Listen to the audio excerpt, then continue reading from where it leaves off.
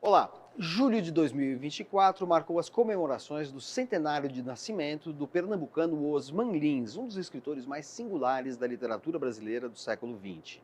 Osman Lins nasceu em Vitória de Santo Antão e morreu em São Paulo em 1978. Para falar sobre o legado do autor de Avalovara, O Fiel e a Pedra, Lisbela e o Prisioneiro, o Entre Linhas conversou com a professora da USP, Sandra Nitrini, uma das maiores especialistas na obra do escritor.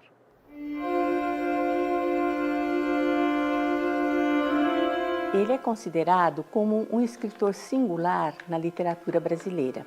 Eu acho que a melhor maneira de apresentá-lo atualmente é como um homem ligado à literatura e à cultura do Brasil nos anos 60 e 70 e com uma voz muito atuante. Ele tem, na sua primeira fase de produção literária, que vai dos anos 55 até 1966, quando ele publica Nove Novena, um excelente escritor brasileiro voltado para uma literatura de narrativa tradicional.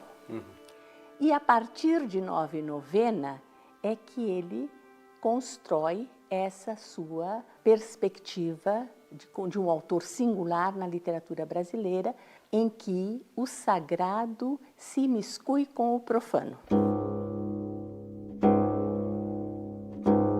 A partir de Nove Novena, ele absorve, vamos dizer assim, algo que já vinha no começo da literatura, com Proust, com Joyce, com Faulkner, com todos esses escritores, no sentido de questionar a narrativa tradicional, o romance tradicional, como eles chamavam, do modelo do Balzac do século XIX, ir para uma linguagem literária, incluindo, evidentemente, as estruturas narrativas, a composição da personagem e outras coisas mais, que dessem conta do que eles chamavam o mutável mundo em que eles viviam.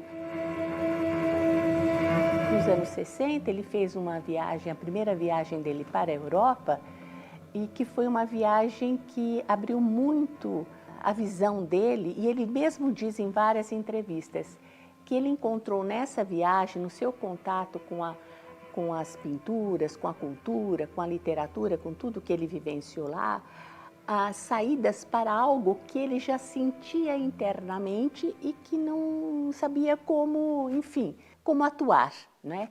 E algo que muito chamou a atenção dele, e isso tem consequências na sua linguagem literária, foram os vitrais das catedrais góticas da Idade Média. Isso que ele admirava nos vitrais medievais, que era essa perspectiva que não é ilusionista, não cria ilusão de realidade, é regida por outros princípios, de que maneira isso é assimilado e traduzido em forma literária? Foi a questão do aperspectivismo.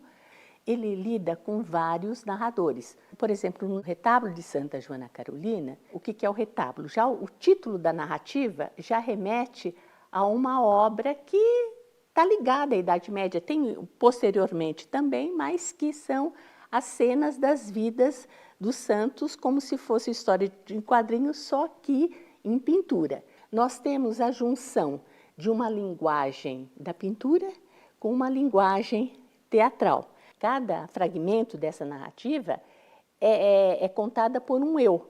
Mas acontece o seguinte, que a linguagem deste eu é a mesma sempre em todos. É o que ele chama, ele mesmo diz que ele se valeu deste eu como se fosse um falso eu, certo?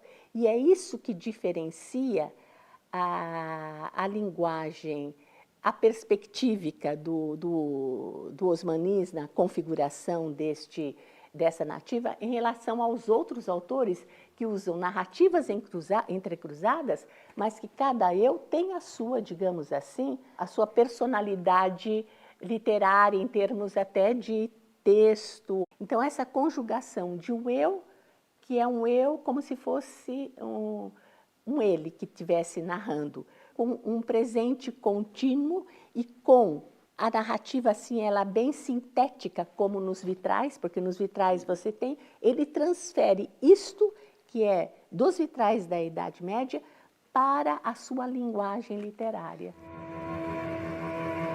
Se Nove Novena é o livro em que ele encontra a sua forma de expressão, ele atinge a sua plena realização com Avalovara, não é isso? Na verdade, o Avalovara, ele diz que é uma espécie de... É uma suma da história do romance, embora a gente não tenha história literária, evidentemente, mas todo um percurso de um escritor, que é o Abel, esse personagem, que no fundo ficcionaliza bastante o próprio percurso do Osman Lins, não é? Em busca de despertar o desejo de uma harmonia perdida num mundo fragmentado. Esse percurso que ele faz, não é? É ficcionalizado em Avalovara. E ele constrói esse romance dentro de, digamos assim, dois princípios geométricos, vamos dizer, o quadrado e a espiral. O quadrado remetendo ao espaço e a espiral ao tempo. E este quadrado é composto de vários outros que estão relacionados com um palíndromo, que é o Sator, Arepo, Tenet, Ópera, Rotas. Cada letra corresponde a uma narrativa. Há o encontro com três mulheres. Ao encontro com... E isso vai levando a uma mulher que está no centro da narrativa e que é uma espécie de também encontro com essa harmonia final, com essa cidade ideal, já que o Abel, o protagonista, percorre várias cidades. A primeira cidade com a qual a gente se depara com ele é Paris, né? E várias cidades da Europa, em que ele tem um encontro amoroso com Rose, que é uma alemã. Depois, ele vai para o Recife, onde ele se encontra com Cecília, né? Que é uma assistente social. E depois desse relacionamento com a Cecília, ele vem para São Paulo, né? E se encontra com esta mulher, que é uma mulher que não tem nome. Essas mulheres são alegóricas. É uma literatura antimimética, né? Quando está lendo isso, você vê que não é a realidade, mas que te leva a pensar sobre a realidade. Os corpos da mulher feita de palavras, ou a inominada, ou a sem nome, como muitos dizem, e do Abel, eles penetram na trama do tapete, como se eles fizessem parte daquele tapete paradisíaco, como se eles entrassem no paraíso. E qual a importância da última obra que ele publicou? Chama-se A Rainha dos Cárceres da Grécia. Ele achava que um escritor ele não podia repetir fórmulas já experimentadas. E ele escreve esse ensaio em forma de diário. Então, é um romance em que os gêneros todos se miscuem.